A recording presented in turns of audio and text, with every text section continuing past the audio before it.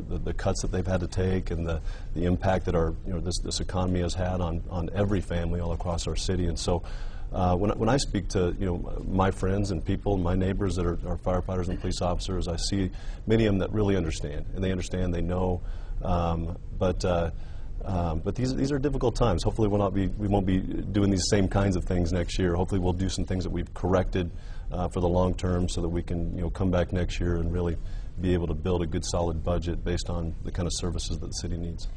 If I may, I think Councilor Lewis makes a very good point that one of the things that the councilors have to look at, and this is one of the things we have to do. We don't necessarily like to do it, but when we're looking at this budget, we also have to look at the effect that this budget could have in following years. Mm-hmm.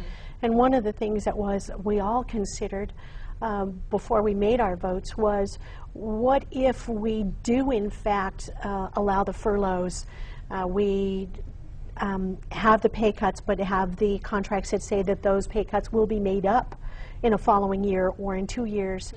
And there's always that thing that we don't want to think about, and that is, where will the economy be in a year or 2 years? And what do we do then if we can't uphold our word to the unions, and are we facing even a worse situation then? It's not just today. The council can't look at this as just today's issue. This is an issue that could go out 1, 2, 3, or 4 more years. That's what we have to look at, because we serve all of the citizens of the city of Albuquerque, not just a select group.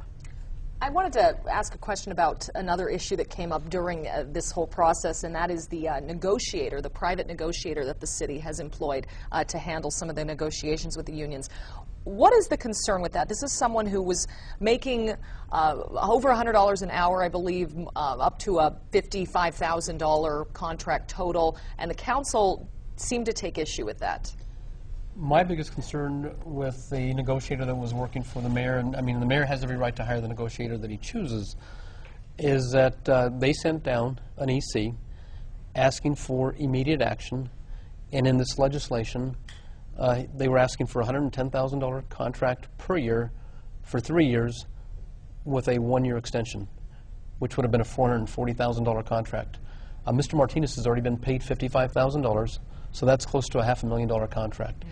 When he went to negotiate with the fire and went to negotiate with the police, he wanted to open up their contracts annually.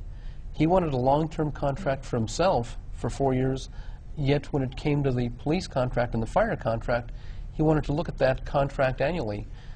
But in his contract, any time that this, there's an impasse, he makes more money. His salary goes from $125 an hour to $150 an hour. So there's that incentive to move a lot of these contracts to impasse where there's no negotiations, because he's making more money. And I just had a concern that they would send down an EC for immediate action worth $440,000, when with the other contracts, they wanted to open up these contracts on an annual basis. And that was my biggest concern with this company. And if I may, Councilor Sanchez and I don't agree on this, which sometimes we don't, but it's the way we're supposed to be on the council. I believe, as someone who does negotiate occasionally, that it would have put the city in a very bad position to have been in a situation where we change negotiators right in the middle of negotiations. I think that when you start something with a group, if that group is following the direction of, in this case, the mayor, because the negotiators do work at the discretion and the guidance of the mayor, that we need to stick with the people we start with, and to start over again would have been foolhardy. We're going to take a quick break here, actually. We'll be back. We're going to talk about some issues not related to the budget, other things going on in Albuquerque as well, with our 3 city councilors. So stay with us. We'll be back in just 1 minute with more Eye on New Mexico.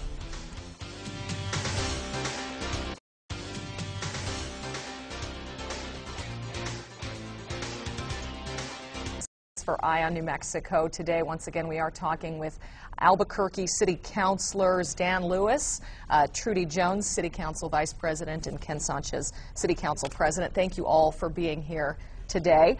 We wanted to diverge from the budget just a bit and talk about another issue that is going to be coming up very soon. Councillor Jones, you're going to be introducing a proposal to extend the moratorium on impact fees. That's correct. In the city of Albuquerque. And give us a little background on that. I mean, the idea was that you would stimulate the economy by not forcing developers to pay these additional fees. Is that right?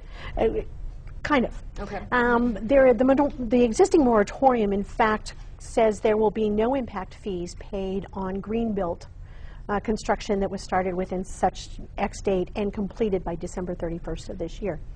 But there will be a 50% impact fees paid on anything that is not greenbuilt in that same time frame.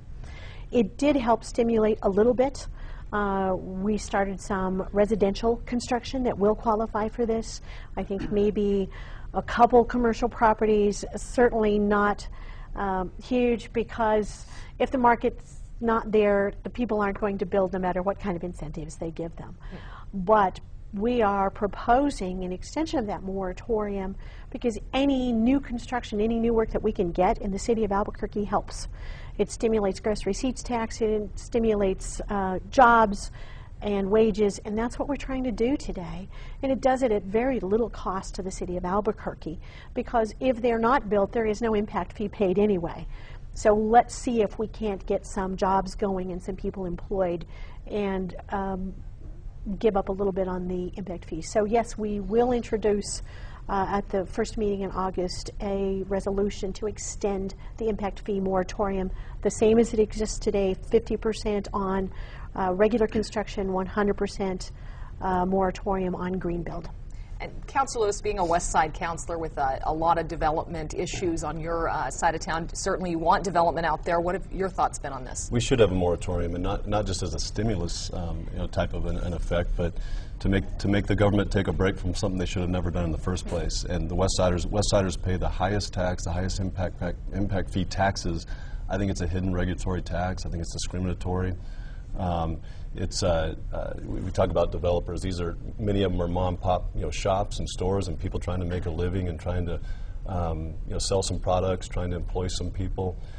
So it's hurt the West Side. I believe it's hurt our services. We have rooftops and very little services. I think that, I take it personally when I see, stores and businesses that are closed that I once frequented, because I wonder, what would have been the impact if they would have had a little bit more of their money to be able to invest in people, invest in products. And so I do believe not only a moratorium, but we need a systemic change, to the entire program. There are higher fees that are placed on developers, on businesses, on people trying to buy a home.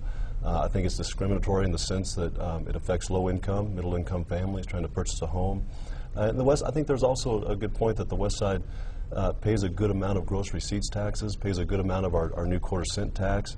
15% goes to road deficiencies in the new quarter cent tax. A fraction of that goes to new roads on the West Side. So the West Side pays for infrastructure all around the city.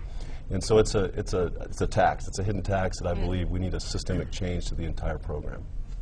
Your thoughts? And I've got mixed feelings about the impact fees. I support the impact fees, but I think there's an inequity with the impact fees, especially for those individuals wanting to open up a business in Albuquerque's West Side. If somebody's going to put a 20,000 square foot retail development on Albuquerque's West Side, the impact fees are $80,000. If they are going to put a retail development with 20,000 square feet in other quadrants in the city, the impact fees are about $8,000. So it really discourages retail development on Albuquerque's West Side. And if you look at the Southwest Mesa and the Northwest side of Albuquerque, we're still really underdeveloped when it comes to retail development. Fortunately, we now have the Unser Crossing that has started up. We've got the CVS pharmacy at that location. Because of the economy, it's slowed down some. But I've got to give Council Vice President Jones credit, because we went back